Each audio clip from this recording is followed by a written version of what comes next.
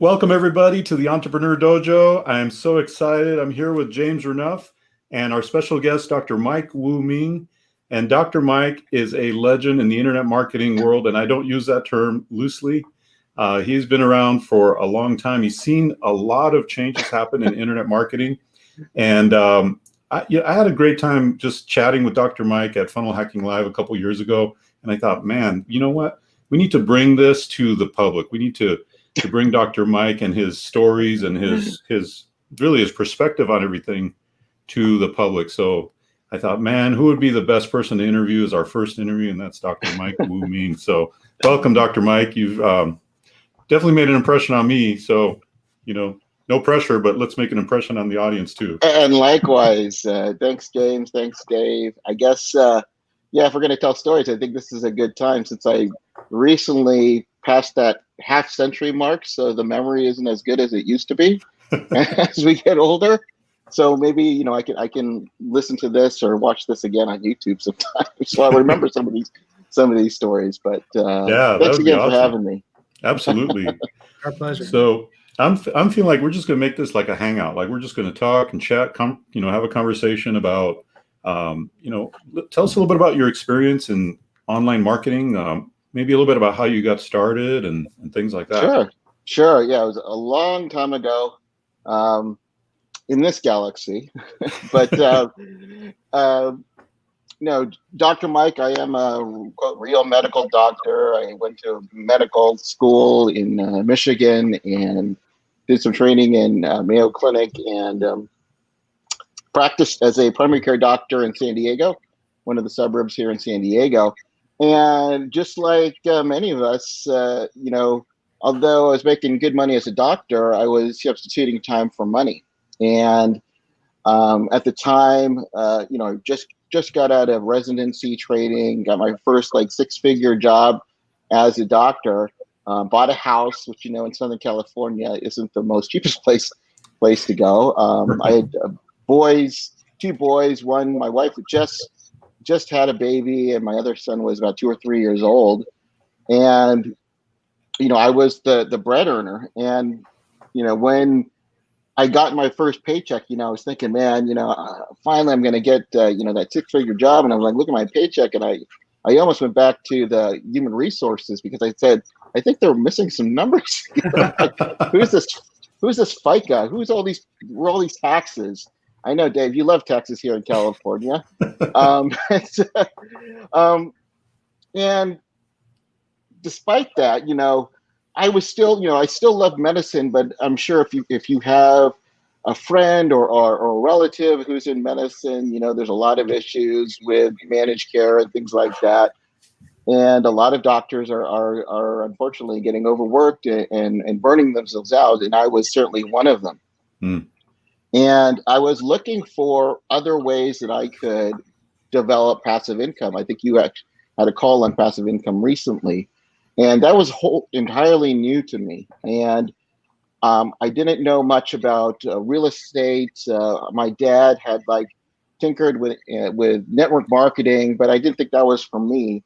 But this is the time back in the .com boom, back in 1999, early 2000s, where you were hearing all about the Amazons, the eBays, these .coms, like a pets.com, were venture capital, where it was just throwing money at these things. And I go, well, I want to do something like that too.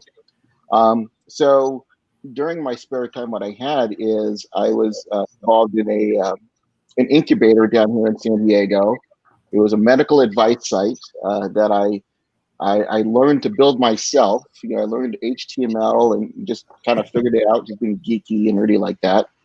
And I did get attracted to by some investors at the time.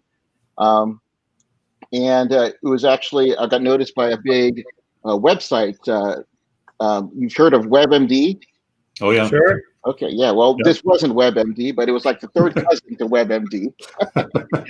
But they had some money behind them, and they purchased my site, or invested into my site. But then, as many of the .coms did, it kind of fizzled out. And I have stock from that company, which is worth like the pad of paper that's in front of me.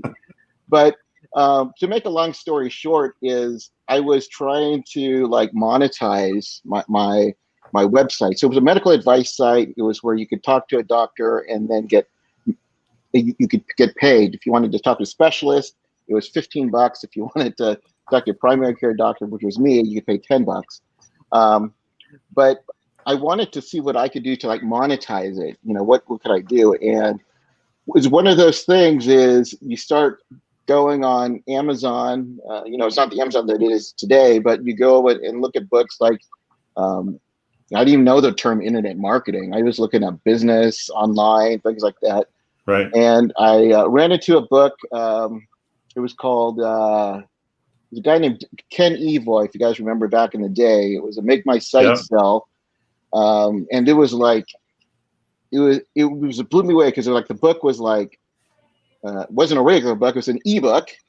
And I think it was like $7.95, but it was like 300 pages. And I'm just like, what the heck?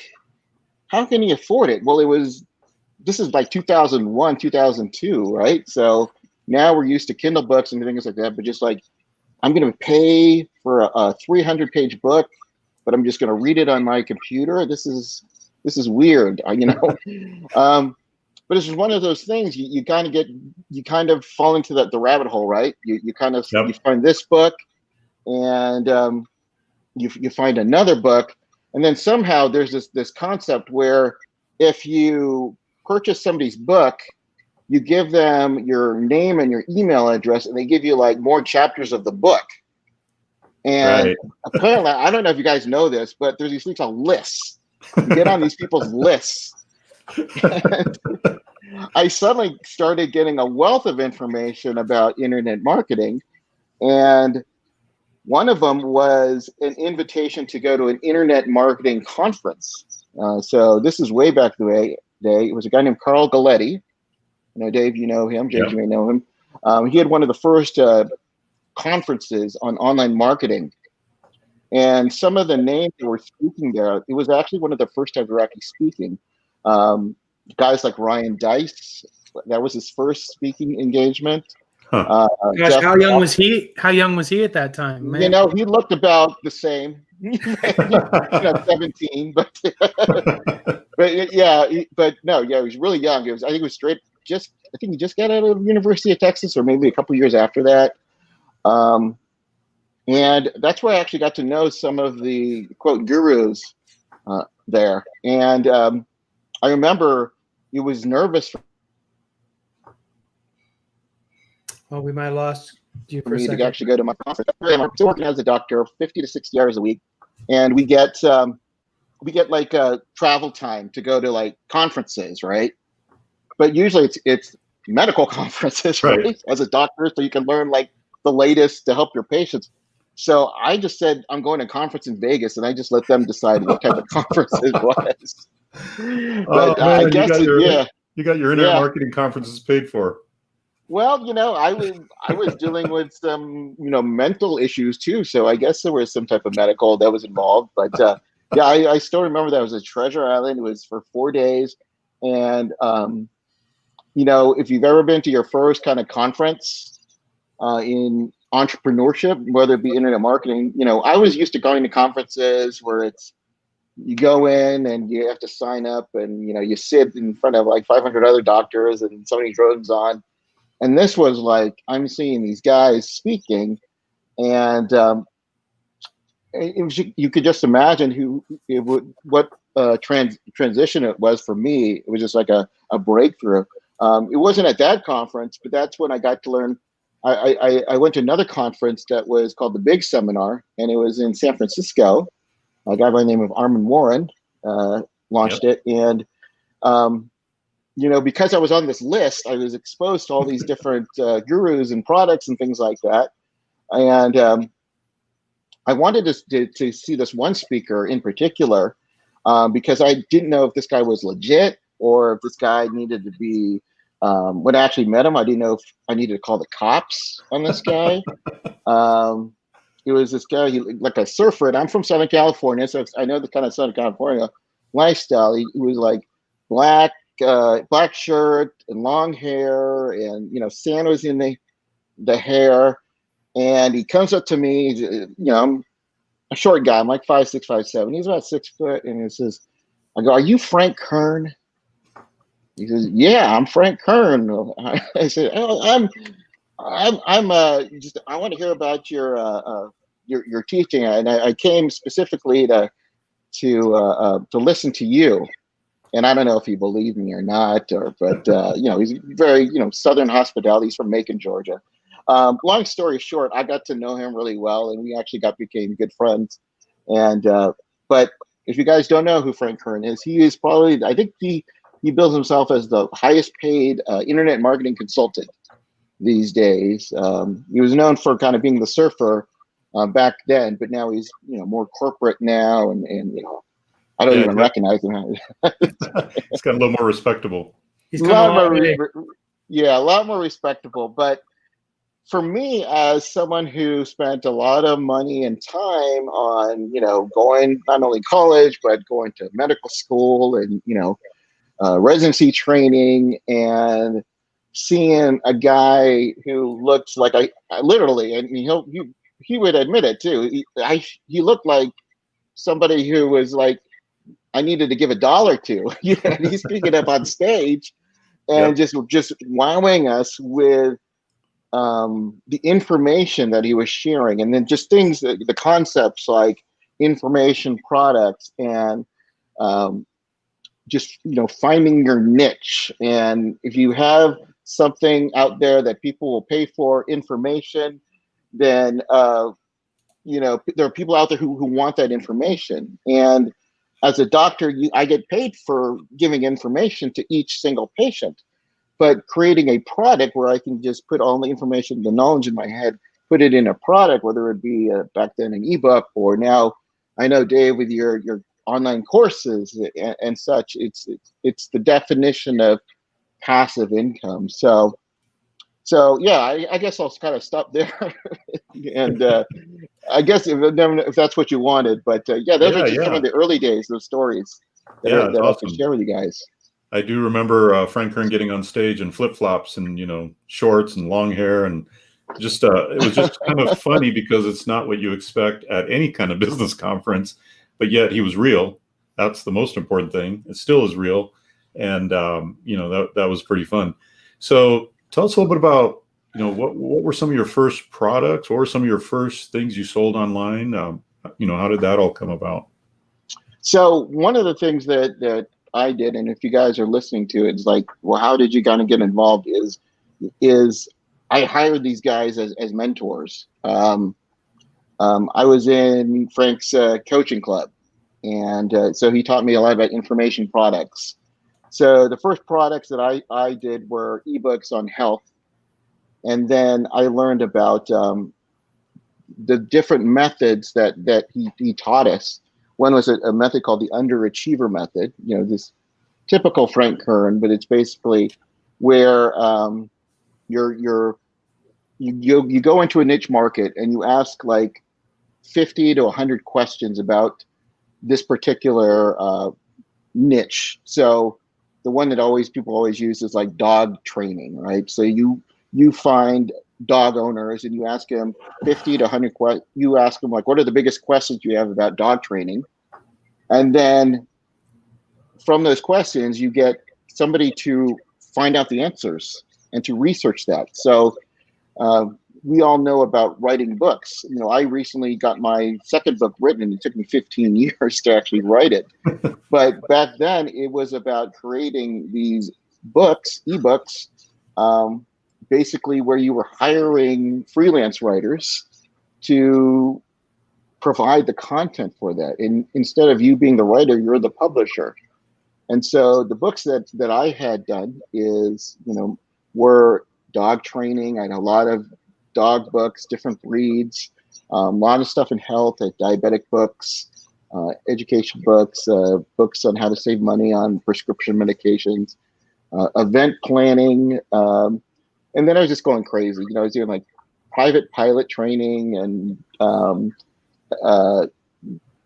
weddings and my only experience on weddings, I've been married once and still that's good, but But I was just hiring writers who had the knowledge, or I thought had the knowledge to write these, and was basically putting these books online. And it actually helped me to leave corporate medicine because I was actually, there was one day, I still remember it, where my paycheck was less than the book that I was getting from, I'd put all my ebooks on ClickBank at the time, and it was bigger, my ClickBank checks were bigger than my doctor checks. Wow. So that was really enlightening and just, awe-inspiring. Yeah, especially because that's fairly passive income compared to being a doctor, which is very active income. Very active, right. Yeah.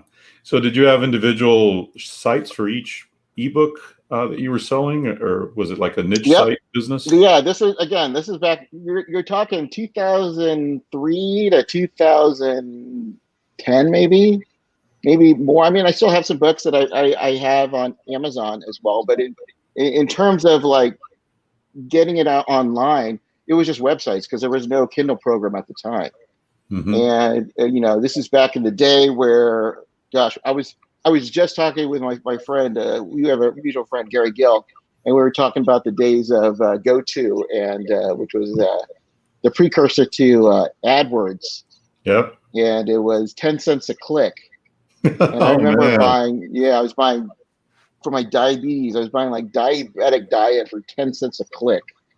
Wow. And so most of my books sell for $15 to $50. And if you were a half decent copywriter, you could know your conversions, and I was just buying clicks and then sending them there. And awesome. it was a cool time. Yeah, Not that it's not cool now. Well, this year excluded, but it was a pretty cool time in terms of like online and what was possible. Yeah, you if I remember right, you're cranking in some pretty good income from that. And then when Google came around, did you start just basically using Google ads as well? Yep. Yeah. So that was where I was not only sending clicks to my book, I was also changing it out, and I was sending them to an opt-in page. So let's say if my book was on like how to like, if you're diabetic, how to eat right, they were getting like, I was swapping it out for an opt-in page where they were getting like 101 diabetic tips, Right. getting their name and email address. And then I was creating content, like where I was giving tips, and then I was also having AdSense. Nice. Yeah, I think you guys know what AdSense. I don't know what your audience is, but it's contextual advertising for Google. We all seen it. That was kind of surrounding it. So it was and then that was also really cool because my Google check was more than my doctor check as well. So that was really cool as well. Nice. But yeah, it was, that was, and you could still do this kind of thing today, it's not 10 cents a click in Google, but there are ways to do it now with like Facebook, or at least at the time of this recording, Facebook, Instagram, social media. The concepts don't change. Right. It's all about somebody out there wants the information that you have. And if you find a niche where they're willing to pay for that information, you have the foundation for a business. Yeah, absolutely. James and I, once in a while, we'll partner up on a product or an online course of some kind. We'll sell it into the Warrior Plus community. And our last one did really, really well because we had something that was new, hot, exciting. It was a very new way to advertise on LinkedIn. And man, it was super popular. We sold like $50,000 worth. Wow. Yeah. And it was pretty fun to do in that. Our first week. And so James, just so you know, Dr. Mike, James has, he's one of the top vendors on Warrior Plus. So he's got like this formula for success, just very much like you had a formula for niche site success as well. And so we're both kind of we're both similar in the sense that we like to look for the newest, hottest strategy. What usually it's traffic strategy. Sometimes it's some new software or something. Then we'll be one of the first to put a course out on it and that kind of thing. But yeah, it's still just like you said, the principles are the same, man. I mean, it's like people want something, you've got the traffic source, and you've got the ability to convert it using good copywriting. What would you say are some of those fundamentals that like you said, that people should be looking at right now, like in 2020? What are some of those things that would be important for them to be marketing successfully? You know what? It's funny because I was just talking about with my wife on this is, honey, they always said the money's in the list. That's right. It's the entire thing. So, since then, and as we're speaking today, I own a bunch of medical clinics now. So my online training really helped me in the quote, the real world. So I have a bunch of med spas and weight loss clinics that I own or co-own. And I remember, just opening the doors and, thinking that, I had this marketing experience. This is going to be a piece of cake. But, there is a little bit difference, marketing a physical business versus, an ebook there. And I remember we had like a vendor, and she was telling me, she goes, yeah, it's been good, but some months it get kind of stagnant. So for example, like in our weight loss clinic, holiday season is very slow. People want to eat, Thanksgiving, Christmas, of course. And she's telling me, she says, do you have their email address of your patients? Have you ever decided to email these people? And I go, oh yeah, I should be doing that. I should be, emailing these people offers and specials and things, just as they got me 20, 25 years ago. So list building is always important. Now, these days it comes in different forms now, because list buildings could be a Facebook group. Facebook group is just another example of an email list. I would be cautious about that, unless you never know what Zuckerberg's going to do. But social media, Instagram followers is just another form of a quote list. People, we all remember those things where they say the death of, remember those? The death Right. of internet marketing, the death of email lists, Yep. the death of the internet, whatever. But email marketing is taking a hit. Sometimes the deliverability isn't where it's at, where we want it to be. But we still go to that. We still go back to that. In our clinic, we do email, but we also do text blasting, because everybody now, my kids, I don't know if you remember my kids now, they're all grown men now. They're Wow. And they're all texting. They don't even talk, come to the dinner table anymore. It's all texting and that's their way, their communication. That's where you got their attention, though. If they're not going to connect them on the email, they're also going to connect them on text messaging. Yeah. Hey, I'm just going to plug in my computer real quick. Absolutely. 10 seconds. Yeah. Yeah. That's amazing. One thing that's been pretty cool is that, some of these guys that Dr. Mike has mentioned from 15, 20 years ago, and they're still in it. Like, I wouldn't have thought that longevity was still there, like Frank Kern or whatever. Yeah. still plugging away. You see people come and go, but there's been guys there for, like you said, 20 years, and they're still going strong. Yeah. It is amazing. Yeah. It is. I do think it's the exception than the rule, though. Yeah. I would say of the 10, let's say 10 gurus, maybe 3 of them, 30% are still around. Some, What do you think is the game. What do you think is the difference with the ones that are still here? What's the difference, you think? They're good looks. Russell Brunson is a good-looking guy, right? They don't age, right? Russell and Ryan Dice. No. What I do know, and that's something that I've always admired about Russell, is he admitted he usually isn't like, I probably will never be invited back to funnel hacking ever again. He's usually not the idea guy. It usually is here's this idea and I want to do it. He usually has seen what's already worked in another field, or maybe has friends do it, and he'll run like 100 miles an hour and get that integrated and launched even before you've decided to like buy the domain name. Exactly. Yeah. And he has, and of course now with the multi-million-dollar company, he's got the infrastructure to go and do that. And that's one thing that I admired about them. I think for myself, I kind of shied away from the limelight.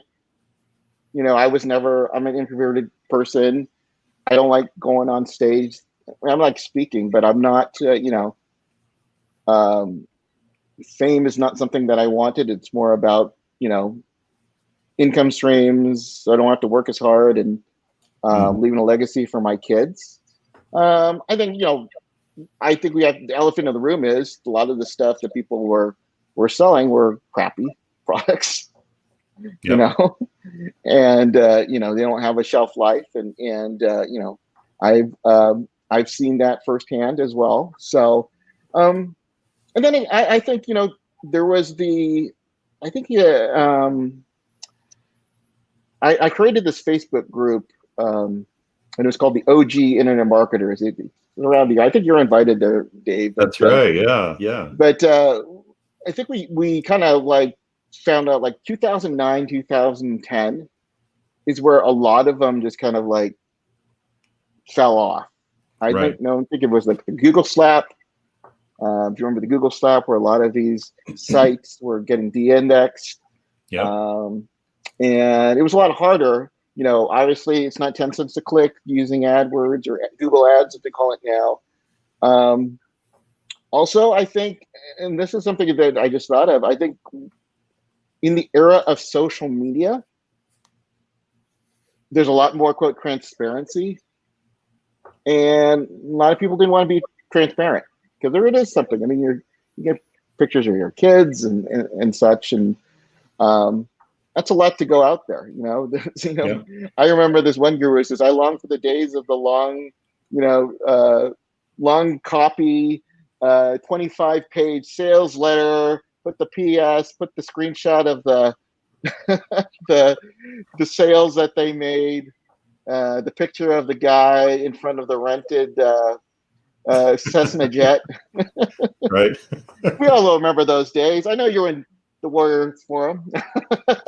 Yeah, totally. But I think a lot of people got tired of it, and it did get kind of tiring. And I think also too the launch and Jeff Walker is a good friend, but the launch mentality just kind of like took its toll after a while.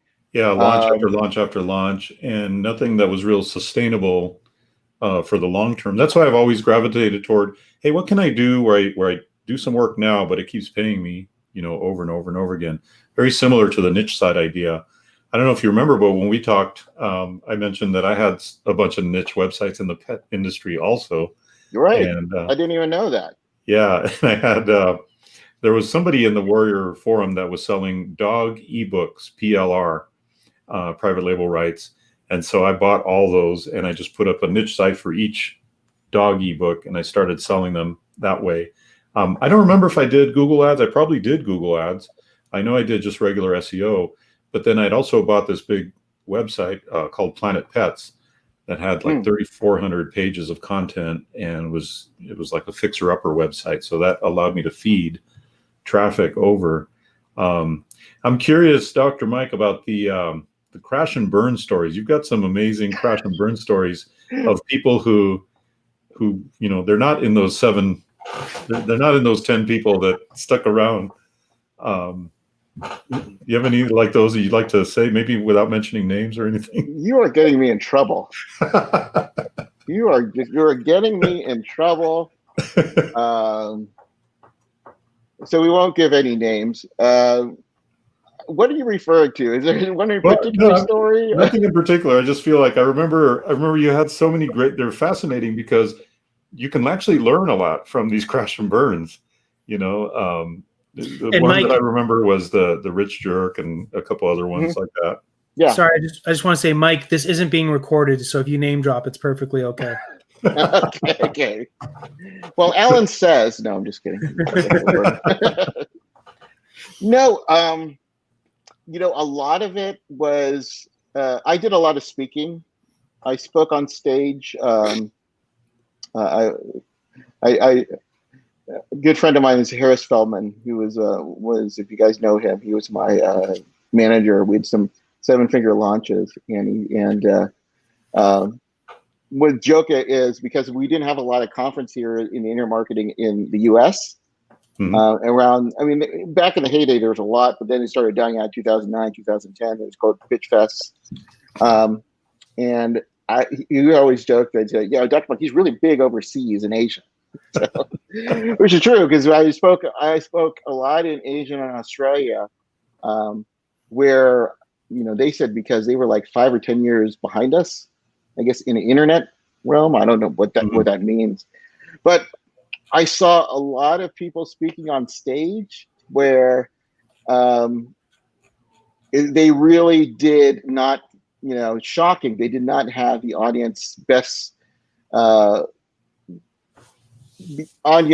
intentions in mind, the best intentions. They're on stage, they're doing tactics to get people to buy, expensive products that, either didn't work or they didn't have the support. And not just saying speaking on stage, but, that was, people saw that there was a way, you can, if you speak on stage, you can make a lot of money in a close period of time. And sometimes making sure that you've got a quality product wasn't the first and foremost. Yeah. So those people tended also to attract, let's just say, not the most legal of people, and then got them into some shady areas. So there's a few that, were incarcerated. They went to jail for fraud, got in trouble with the FTC. And I think the lesson there is, what are you in it for, right? Are you truly doing it to make money quick? And let's be real, right? In the internet marketing space that make money online, there is a desperation sometimes with, not everybody, but there's a desperation. You may have seen it a few times on like a Warrior Forum post, but and you get frustrated. There's a lot of refund rates, in these niches. And again, I love the internet marketing world. I love what it gave me, but you don't see refund rates this in like quote the real world, Right. So there's a lot of that, and I think a lot of people just kind of got tired of it too. But it was kind of their making too. It was just creating these products and creating it out there, and it's more about bragging rights sometimes, or just launching it and then using marketing tactics that may not be the most ethical. Yeah. I mean, there's definitely danger of misusing persuasion tactics. Using them in the wrong way. I mean, just like there's cults. In effect, you could use those marketing tactics and persuasion to either sell a really bad product or just get people into something expensive that isn't going to help them. So I could totally see that. Yeah, I mean, like, I know it's all about urgency and scarcity, but do you really only have 17 ebooks left? Is that all you have? Right. Probably not. Right. So it's a combination of things, and again, there's also the time, the economy tanked back then, right? So with the mortgage crisis, so I think all of that just kind of like where a number of people just kind of dropped out. Yeah. Do do you stay in touch with some of these friends that you've made over the years in the internet marketing world? And I guess a secondary question would be something like, are you doing anything now in internet marketing per se that we want to kind of like get the inside scoop? What's cool right now? What's interesting? Well, I have a WSO. No, I'm just kidding. No. It's interesting. So when we were talking about 2009, 2010, I was actually one of those people who actually, kind of got in the background. For me, it was all about taking my knowledge and then applying it to the medical world, and I've done it pretty successfully. But I also, one of the things that I teach is I'm a big believer in passive income. And I'm also a believer in what I call passion income. And for me, passion income is where you're making income, but it's not necessarily you're doing it because you think this is like a 7-figure business. So for me, I love to work with entrepreneurs. And in my world, I work with physician entrepreneurs. So I've got a consulting firm called Bootstrap MD, where I coach doctors in helping them either, it could be an online business, it could be helping them start up their own practice, whatever that is, their side gig, whatever you want to call it. So that for me is my passion income. So being a teacher, it also forces me to go to funnel hackings of the world. I joined up Russell's 2 Comma Coaching Club because I wanted to be in the know. And I guess what was a good part of what happened when you had a lot of those gurus who left and those who should never be back, it did bring in this kind of, youthful, enthusiastic, a lot more females I know in ClickFunnels who are like leading the pack in terms of teaching, in using, some of the courses out there in terms of like using Instagram and YouTube. I couldn't imagine back in the day where it was mostly, grumpy men, right? And not including sweaty men. Yeah, not including not present company. You guys are handsome, but I feel like that I needed to, what's going on, what's the latest, in social media. Of course, I use it in my own businesses. As a med spa owner, we use Instagram, we use social media. We have to be in line with what's the latest, what's going on. Right. So, and it's always funny to me too, because, internet marketing, they go through these phases, right? Like what's hot. I know you're all about like what's hot, right? So like 1 year it'll be AdSense, 1 year it'll be Kindle books, and another year, a few years it'll be, hey, let's sell to business owners, local business owners, get them on Facebook or get them on Google, right? That's a hot thing. I go into where I see what's hot in there, right? So it's always funny because they try to market to me now. So I'm on the other foot, right, as the business owner. And Right. I'm going, hey, I'm seeing like the same stock email. I wonder if that's like a new WSO that somebody just launched, because I'm getting like 20 copies in my Similar email. Yeah. Hey, Yeah. I'm just in the neighborhood and I was wondering if you want more leads. Yeah. Or bad news. Oh yeah, bad news. Yes, bad news. That's another thing we mentioned, like these internet marketing memes. Like if you get an email, something like says bad news, it usually isn't bad news from an internet marketer. Right. Bad news is, hey, I'm going to close my product down at midnight. I've used that one. I've used it too. I've used it too. There's a. I've used the what are some subject lines? I think a lot of them were started by Kern. Like hey, Right. that's a subject line. Hey, Just dude. hey ... Hey, dude. That's a subject line I used, and I opened it. It's proven to work. Yeah. Because you think that it's like Dave's emailing me. Hey, dude, Right. what's up? About. Have you ever had a product on Warrior Plus, WSO, or anything like that? I have. It Cool. tanked miserably. I didn't have James promoting me. That's what happened. Exactly. That's exactly Yeah. it.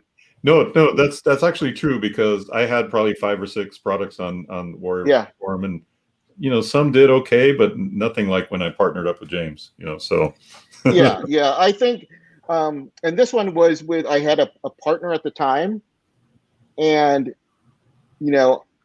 I was not in. I think it's a lesson on like understanding the audience, because yeah, that audience is a lot different than other audiences that were out there, and you just can't apply the principles on that. And if you like, hey, I'll just throw this out and throw out this copy, and if you don't understand like what are you already selling, you're going to be so behind the 8 ball. yeah. So I think a lot of it too is like who is like endorsing you. I think that was an important part of it too. So I mean, we had some sales, but it wasn't anything probably what you guys were doing. So.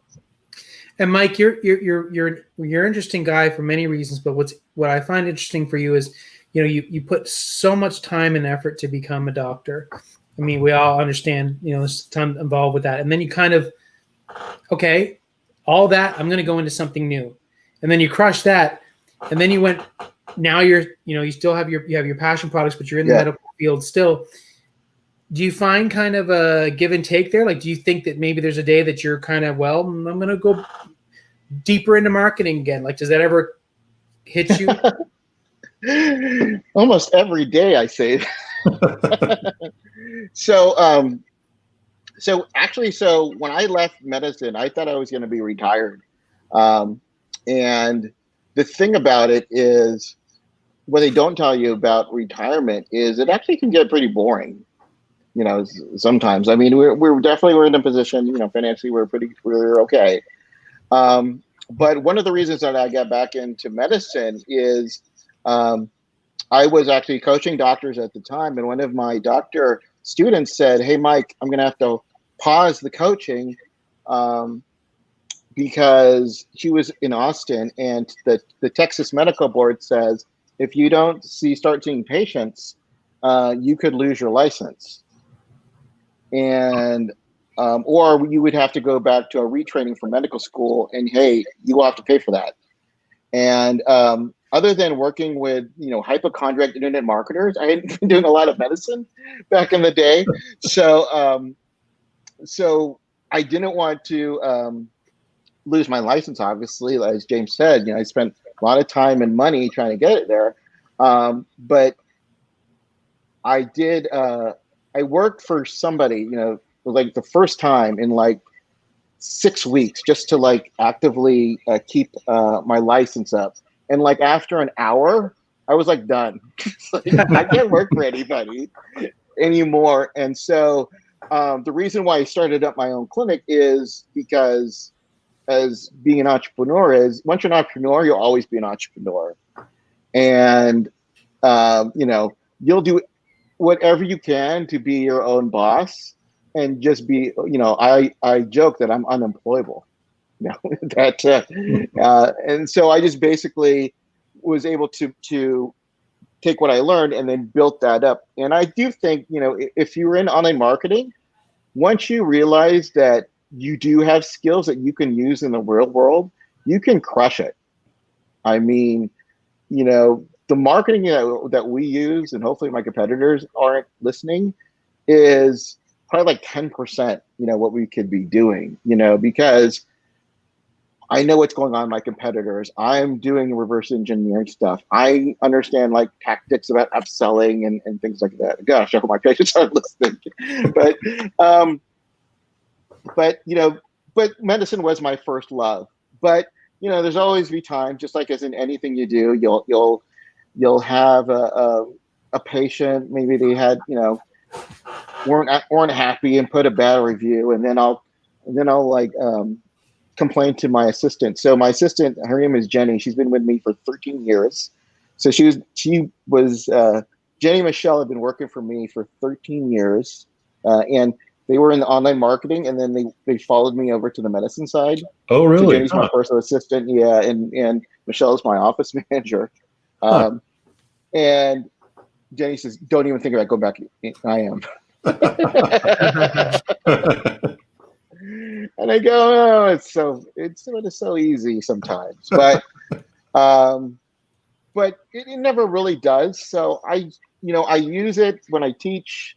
I teach principles. I understand what's kind of going on. I know, Dave, you like to think of yourself as a tinkerer. I think you said, you want to know what's the latest. Is there what's the coolest thing that's out there? And I just like technology, and there's so many tools these days. I mean, look at this. Majority of people now are on webinars or on Zoom calls, right? Yep. My kids are like 5 Zoom calls a day, right? We would used to think like, how can we get people on a webinar? Can we get people on there? No, people aren't going to want to talk on their computer until it was made mandatory, right? So, right. My son bought something on Instagram. Like, I don't even know how you do that, but he bought products on Instagram. And there's so many ways now. People are so much comfortable buying stuff online. Yeah. We all love Amazon, right? Yep. The Amazon deliver guy doesn't like me because my driveway is kind of windy, but I get stuff like every other day because they make it so fun and easy. Yeah. It reminds me of the you're saying how far we've advanced. It reminds me of one of my very first websites /funnel. I had read something in Corey Rudel's. You're familiar with Corey Rudel, right? I'd read something in Corey Rudel's newsletter. Yeah, and Corey said people are still skittish about entering their credit card information on a website, so you should give them the option to send a check or money order. So on my website, I got this long form sales letter selling an ebook, and I said, "Don't want to use your credit card? Send a check or money order to P.O. Box."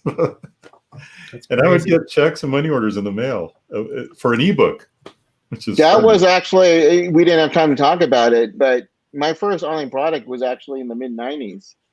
And it was for medical education. And I didn't know anything. There was nothing how to get a merchant account in 1997. Right. So I said, send a check to my house. Wow. And that's how I did it. Then what I learned is don't put your house address to strangers online. When you learn, but yeah, it was just like, how else was I going to get payments? Right. I said, well, you could like fax me, but I don't know what to do. But Yeah. there was no PayPal back then or ClickFunnels, and now it's just like, people buy stuff and here, just touch my phone. Okay? Exactly. Yeah. I buy Starbucks. That's it now. So I remember just like in COVID, I don't know about you guys, I had like the same like $20 in my wallet for like 4 months. Because it's just like nobody wanted to use cash. Yeah. They looked at you funny, right? So, and now I don't want to use cash. I just really, scan it. Exactly. I remember when we had our chat at Funnel Hacking Live a couple years ago. You had some interesting observations about how far the internet marketing community has gone, like the world of internet marketing. Because you go to an event like Funnel Hacking Live, and it's just everything is now so systematized and so dialed in. When we were coming up, everything was very loosey goosey, and it's like we're all figuring it out. But tell me a little bit about what you felt. What you felt there, and how you see the game has grown or developed or evolved? Well, I got to thank guys like Russell, Russell Brunson, and guys like Stu McLaren and James Wedmore and Ryan Dice. Some of these guys that I had speaking at my events now. It's like they penetrated mainstream. So, like in my world, like they think it's like the biggest deal that like I know Russell Brunson's dad was my accountant for like 7 years. That's like, Wow. oh my gosh. And it's just like, you mean the kid who used to like the kid who like wanted to create a potato gun is like, you know, but his book is like everywhere, right? Yeah. And like the Jeff Walkers of the world. And like, you know, I'll see and that's what was it wasn't like it was really cool. You know, I could see like Russell would be on where was he? He was on the Prophet show. Prophet, I think it's called. Right, Like yeah, a the Prophet. CNBC show. And then I would see somebody who was on like a Secret Millionaire show and just like this mainstream stuff. And of course we all know Tony Robbins.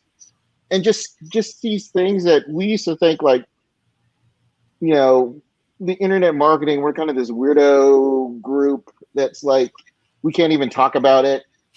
And now it's just like I'll talk with a doctor and she'll be like, yeah, you know, do you know what a funnel is? Because that's what you need to do is you need to build a funnel. Oh, what? But you know, so we use these things and it's really hit mainstream and that's really cool. I think that's really cool where, you know, let's face it, Dave, you know, back in the day, we would talk about this stuff and like somebody was like overhearing in a restaurant, you know, we're like, what are they talking about? Like, you know, back end sales and, you know, Sounds dirty. yeah. What are they doing? And we got to use scarcity and, you know, all that kind of stuff. It's just, I it's think just they're really doing a drug deal or something. yeah, but it's now mainstream now, so it's penetrated. If you know that you know online you need to have copy. You know, people there are these things where I remember back in the day, 10 years ago, I talked to doctors and like a squeeze page. This is amazing, and you know they're giving a lot of money on that. But now it's like, oh, where are you directing your funnel? You doing A/B split testing? You know, what are you talking about? You guys all know this stuff. Exactly. And so there are people who you know, they've definitely, obviously they spent a lot of time and a lot of money to get it out there and to mess. So they're making it a lot easier. And I think the other thing too is, you know, we're in this era of, I know with my kids, you know, they're in an era now where it's not all about working for a company for 40 years and hopefully get your 401k. It's all about side gigs and, you know, That's the right. gig economy, or whether they want to be driving on Uber or whether they're want to make some extra money and setting up an Upwork account or something like that. Yeah. Side hustle. A side hustle. So, so my son is, he graduated from college and the marketing kind of rubbed off on him because he's now a marketing specialist for a big firm in town here. So he does all of their Facebook and Instagram. And so I'm still paying for these conferences like social media, but I'm paying for it for him now, you know, not for me. That's awesome.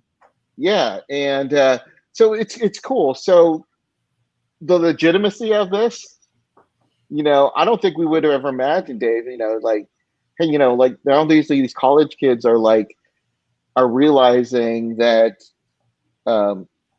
these principles that sometimes we would have to talk to our friends about, like, why aren't you trying to work? Why are you like staying home? Why don't you have to go for a job? It's now like mainstream now. It is mainstream. And, you know, I just remember we also hung out at Traffic and Conversion Summit. Yeah.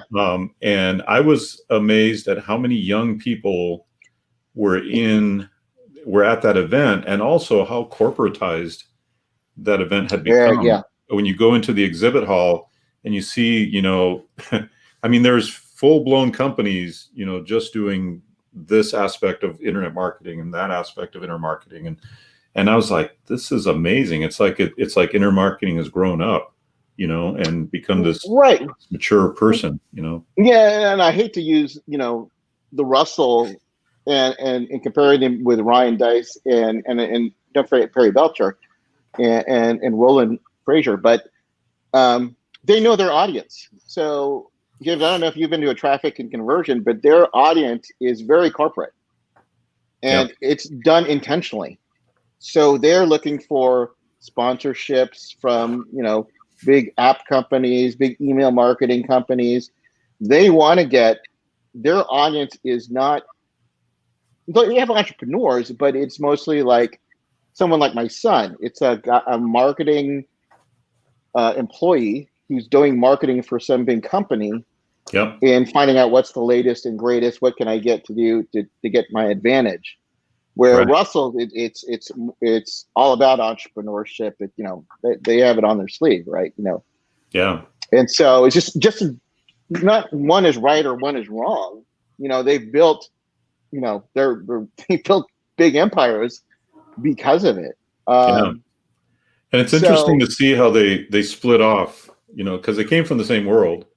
I mean, pretty much we all hung up. We were all part of this little community, right? And then they kind of split off and said, okay, this is my market. This is my dream customer. And then this is my dream customer over here. And right. went in that direction. Yeah. My only thing that just to mention and just get my top of my head is one of the things that I'm not going to give names, but some of the gurus were having issues with is when they're like the face of the business, because for like me, like if you wanted to see me as a doctor and you just want to see me, I'm not sure I love that, but that doesn't really help me. My thing is like I am more owner of the company, so I have nurse practitioners, I have other doctor assistants who see the patients. Right. If I was like like a Dr. Oz, you just want to see Dr. Oz, well, that's nice, but my business won't grow. And so traffic and conversion, the way that it's done is they don't really want to focus on like wine is the face of it. And I'm sure Russell, I'm sure you've talked to, he does not necessarily want to be the face of the business, right? Mm-hmm. Because just as in any business, if you're so in line with that business, it can hurt you. Yeah. Unless that's what you want. With Tony Robbins will do well as long as Tony Robbins is still teaching, right? For the most part. Some of he was like, what, my dad went to some real estate, thing, and he's thinking that the guy he saw on the infomercial on the weekend is going to be in the Sacramento, California auditorium. Right. No, it's his it's a sales team. it's his sales team, right? You're not going to see Tony Robbins, or you're not going to see again, I think a real estate guru at the time. Yeah, Donald I Trump. did that. He's not going to be there, right? So, yeah. I did that a few times. I went to a Brian Tracy seminar thinking he was going to be there.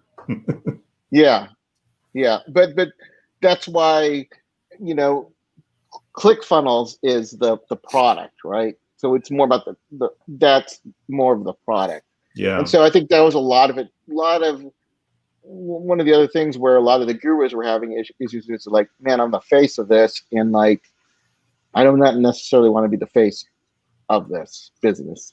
Exactly. Because it's not a business that you can necessarily give to your kids or give to or sell if you are your face is so in line with that business. Exactly. Yeah. And actually, I do know that Russell teaches that too. You got to be careful with that. So we want to be respectful of your time, Dr. Mike. Wanted to wrap up. I want to see if James has any last questions for you. I just wanted to make a comment in that, again through Dr. Mike's story, which has been awesome. When he was growing up, his parents probably said, one day you could be a doctor. Well, when his kids grew up, he said, one day you could be a marketer, and that's what happened. They didn't want to be a doctor. Too much blood. That's awesome. I love that. Yeah. Where can people find you? Yeah, I was going to say, can I give a plug? Come on. Yeah, absolutely. Yeah. If you want to hear more of the stories, I actually wrote a book. It's right here called The Physician. And it's written, and the book is called The Physician, How to Earn More, Work Smart, and Love Medicine Again. It is for it's written to doctors, but really anybody can read it. It talks about my story, my journey, how I built a 7-figure business, and just some of the concepts that we talked about building passive income, leaving a legacy, just utilizing technology, and we're, despite everything that's going on, this is still a great time to be an entrepreneur. There are so many avenues that you can go into. There's so many things that, areas where you can develop a nice business in. And I talk about that. I talk about content marketing. I talk about niche marketing in the book. And if your readers, if your listeners would want it, I'll actually give the book for free, quote, for free, with a small special shipping and handling charge. If they want to go to this link, it's called Positioned Physician, so Positioned, ED, physician.com/free book. And I can send you that link too. Yeah. I'll put it in the comments or in the description below once we're done with this. But I do want to warn you, though, that you may be asked to give your name and email address somewhere on that website, and you may see some offers. I don't know. You just might get some emails from Dr. Mike. Yeah. Some emails that say bad news. Or someone from his team. That's awesome. What's funny is I actually coach there's 3 or 4 people I can think of right now that are MDs that I coach as part of the ClickFunnels program. And I'll definitely recommend that book to them because, man, who better to learn from than Dr. Mike? That's awesome. Love it. Well, thank you so much, Dr. Mike. Thank you so much for joining us. It's been a pleasure. I'm looking forward to the next time we get to hang out at one of these events. And I'm looking forward to that. So when we're able to go. Yeah. And look forward to seeing you then. Thanks, guys, for going down memory lane, and it was a blast. Thank you. It was awesome. Thank you, Mike. Take care.